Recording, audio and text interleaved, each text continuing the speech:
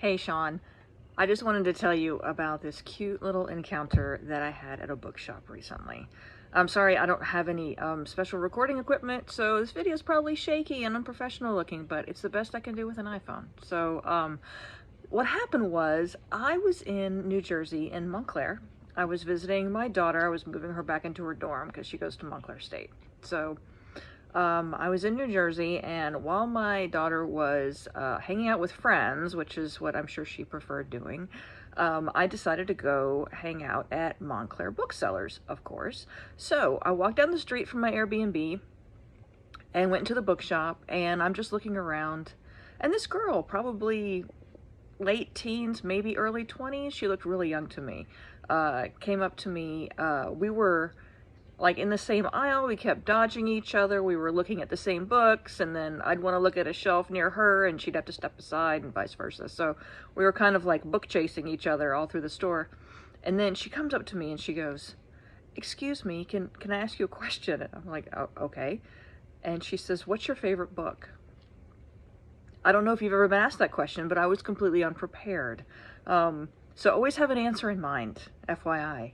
And so I thought about it for a second, and my mind is just spinning, and I'm like, books? Have I ever read a book? I can't think of any books. And so out of my just grasping at my memory, I just said, well, I'd have to say History of the Rain by Noah Williams, or I would say, what else did I even tell her?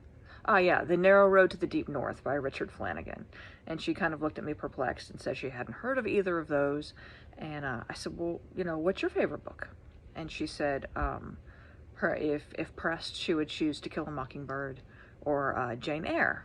And she asked me if I had read them, and I told her that I had, and they were very good choices. She was holding a copy of One Flew Over the Cuckoo's Nest, so I said, that book in your arms there is a good choice too. So she thanked me and left, and I was just like, well, that was cute and interesting. And then I had a good epiphany, and I was like, I should look and see if they have either of those books here. So I went down to the W section to look to see if they had the Noah Williams novel, and they did not.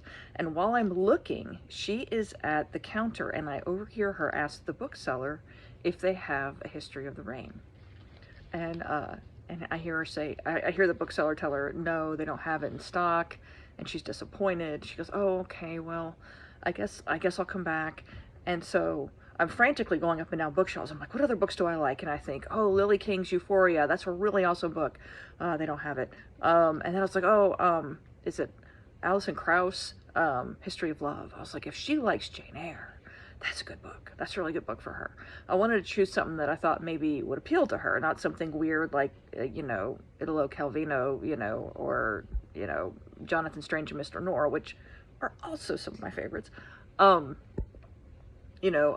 on a Winter's Night a Traveler, I thought might be kind of out there for some people. So I picked up the book, and I went and I found it on the shelf, and they had History of Love.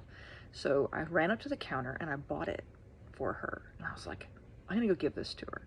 And I saw her, she was walking out of the shop, and she was leaving, and I kind of chased her out. And I said, wait, don't go yet. I said, try this one. And I handed her the book, and I'd written my name and my contact information like a weird stalker, I hope it wasn't creepy, on a receipt. I put down Goodreads. I figured that was safe enough. And I just said, hope you enjoy it. And I put my Goodreads name on there and handed her the book. And she goes, they didn't have the one you recommended. I said, I know, but they had this one and I bought it for you. And she was just so stunned. And she said, you got this for me? And she just clutched it to her chest. And I said, you don't have to read it ever. You can read it now or 10 years from now or never. It's okay. You don't have to read this. I just thought you'd like it. And she goes, I'm going to go home and read it right now. And it was so cute. And I'm like, am I in a rom-com? Like, this just seems like something out of an old Meg Ryan film. So I just thought it was really cute. Anyway, that's my story. And I was just kind of charmed and on cloud nine the rest of the day over it. So just thought I'd share. Talk to you later.